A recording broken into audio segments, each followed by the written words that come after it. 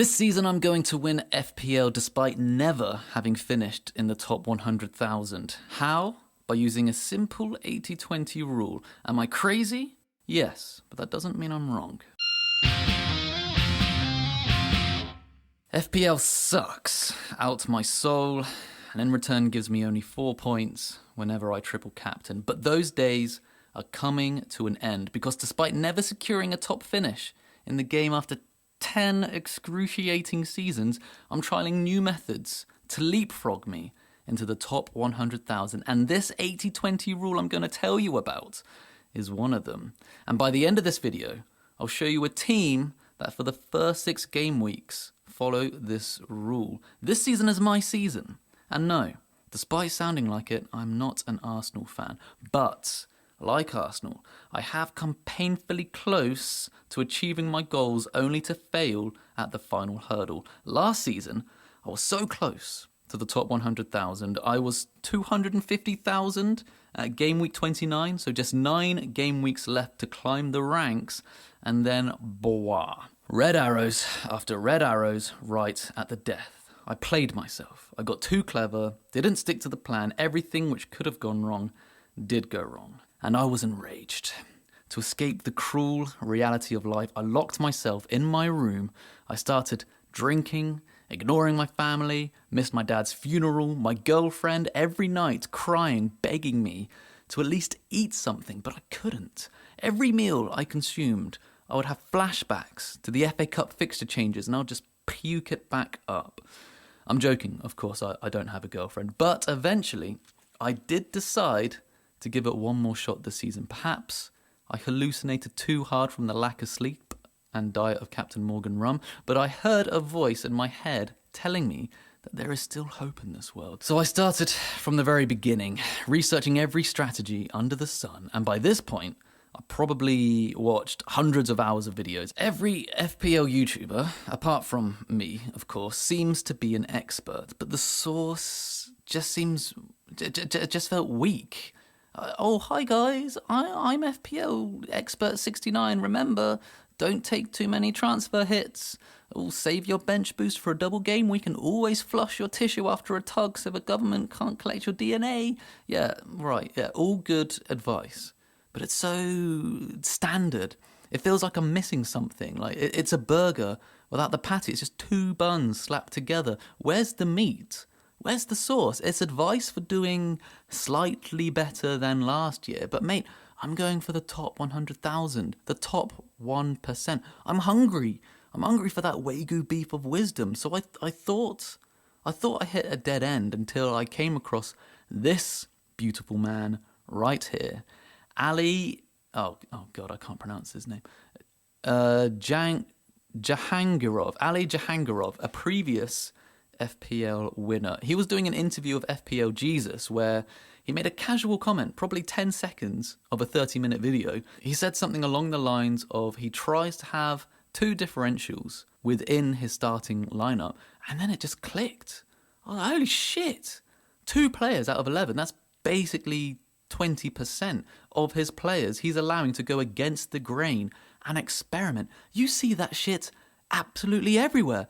Investors, they put 80% of their money in low-risk options, 20% in high-risk options. In business, owners put 80% of their budget into what they know works and 20% into experimenting and finding their next hit. In nature, right, 20% of bees ignore the known sources of pollen and search further away, while the other 80% of bees play it safe for the hive. Now, is anything I said just true? I don't fucking know, but I'm desperate. So I'm doubling down on this idea regardless, and I'm expanding upon the 80-20 rule for the start of this season and beyond. So here's the plan. Instead of thinking about FPL as a football fan, instead I will be looking at it like a financial investor, which, if we're totally honest, the similarities between the two are stark, as one bad year and you find yourself standing on the edge of a very tall building as onlookers lie to you saying you have so much to live for. FPL is financial investing confirmed. So we have a small loan of £100 million. Do we put 100% of our money into Bitcoin?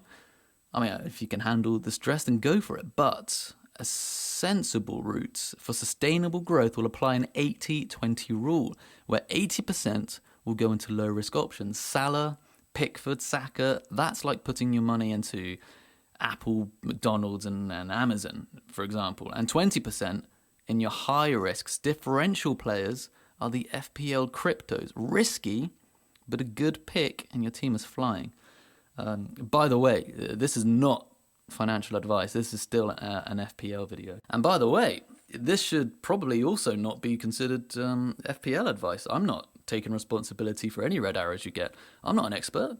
This is a collaborative effort here. You and me, we're having a little chat. We're on this journey together. So, the 80-20 rule, what categories am I going to try and focus on to give me the best chance of success, where 80% of my budget goes towards the low-risk picks? There are infinite ways to draw up an 80-20 rules. I mean, some more relevant to the game than others, like, 80% of my players must be over 6 foot. 80% of my players must be uglier than me. 80% of my players must look like they get on well with their mothers because, strong family values, they're important to me. You see what I mean? So I've narrowed my selection down, and at the end, I'll show you an FPL team that follows these rules. So let's get into it. The first 80-20 rule, 80% should be popular players, 20% should be differential. So this means around 8 to 9 of the starting 11 should be popular somewhat, an ownership of 10% or more, and the other 2 to 3 players should be differentials. And I know 10% isn't super popular. Some people might say it's not popular at all, but where do I draw the line? I need to draw the line somewhere. For example, Salah, at the time of recording, he has over 55% ownership, super templates. He would take up 1 of the 9 popular spots in my team. Watkins, only 10.5%, quite low, but not what I'm classing as a differential. So if I had him, he too would take up 1 of the 9 popular spots. And Tarkowski, Everton defender, at the time of recording, he has an ownership of around 5%-ish, so he could take up a differential spot in my team. So that's 80% popular, 20% differential. That's my first rule. The second rule I'm thinking of is 80% of my players should have better than average fixtures up to around 6 game weeks in advance, while 20% of my players are long-term holds, basically ones as close to undroppable as you can get no matter who they play. The thinking is, obviously, I'm going to try take advantage of strong fixtures as much as possible. Players with good fixtures can breed good form can trigger price rises, then when difficult fixtures come around, maybe sell a couple, bring in others, rinse and repeat. So let's use Salah as an example again, a player who's essentially fixture-proof unless something dramatic happens. So in this rule, he's part of the 20% fixture-proof picks. Therefore, he takes up 1 of the template spots from my first rule and a fixture-proof spot in the second rule. Yeah, you see how this is coming together, right? I hope. So my second rule is 80% fixture-based players, 20% fixture-proof players. And now my third and final 80-20 rule, which I'm considering, is 80% of players will be nailed on, with 20% having rotation risks. This is essentially a rule I'm considering to ensure I limit myself and alleviate the headaches that come from one man in particular, Pep Guardiola.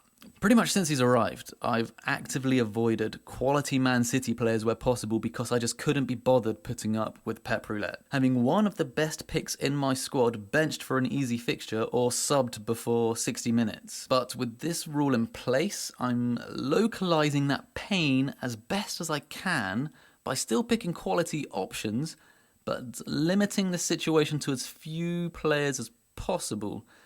Yeah, that makes sense, right? So let's say, for example, I have Foden in my team. He's likely to start most game weeks, but whenever he doesn't start, he has the ability to be subbed on in the second half and get 2 or more goal returns in a short period of time. So Foden would take up a rotation risk spot if he were in my team. So to be clear, with this 80% nailed 20% rotation rule, I'm not going to force myself to have 2 players every game week who are rotation risks, It's to ensure I limit the number of risky options in my team. So, I've bullshitted you long enough now. Let's put these rules into action and make a team. And here it is. Ain't she a beaut? Now, this isn't necessarily my Game Week 1 team, but I don't think it's too bad at all. But how does it fit in with the 80-20 rules just mentioned? Right, the first rule, 80% popular, 20% differential. Kelleher, Aït-Nouri, Rogers, Salah, Wirtz, Mamouche, Watkins, João Pedro, all these players highlighted here have an ownership above 10%. They are classed as popular for me.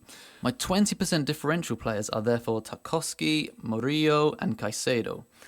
3 players out of 7 is technically 27%, not 20%, but whatever. It's good enough for me. I'm going to be kind of more flexible with the rules when appropriate. And I have a feeling Caicedo's ownership will rise. He's going to get a lot of points with his defensive contributions this year. All these 3 players received some of the highest defensive contributions last season, which is why they're in this team for me. My second rule, 80% fixture-based, 20% fixture-proof. So my Liverpool double-up, Salah and Wirtz, I'm considering these 2 as my fixture-proof players. Even though Wirtz is brand new to the team and to the league, his goal contribution stats are incredible.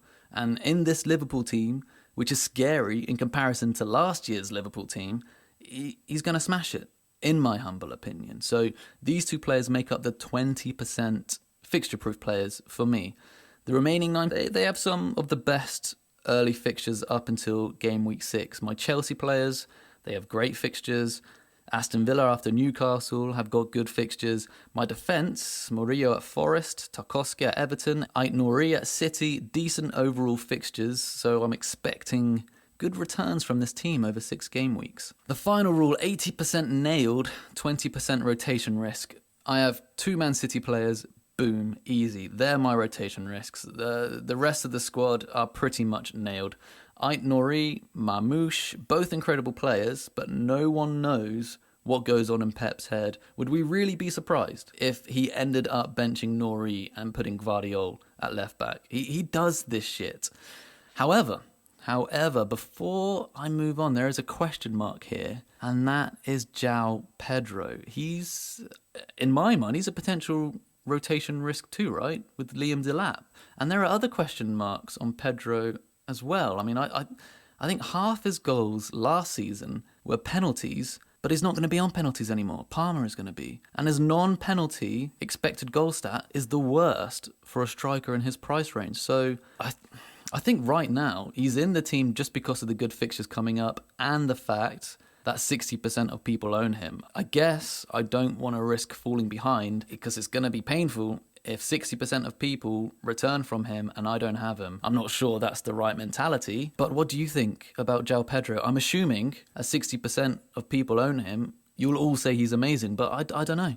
I just have my doubts. So, well, for now, let's just put a pin in João Pedro. We'll unravel this mystery in another video. Overall, however, I honestly think I'm onto something here, but I need help from you. I need negative assholes in the comments to poke holes and tell me why it won't work. I'm afraid that maybe I have tunnel vision. Or do you think the 80-20 rules are actually a good idea? I want to know your thoughts. Maybe tell me a team you're able to come up with, because I think if you keep these rules in mind when building a team, it'll be near impossible to not be better than the average player. But of course, I need to caveat this and say the 80-20 rule will be in combination with data analysis and chip strategies, though I think if following these rules anyway, these naturally occur in the thinking process. But now at this point in the video, I have to say I am both nervous and excited for the start of the season. I'm putting myself out there for ridicule.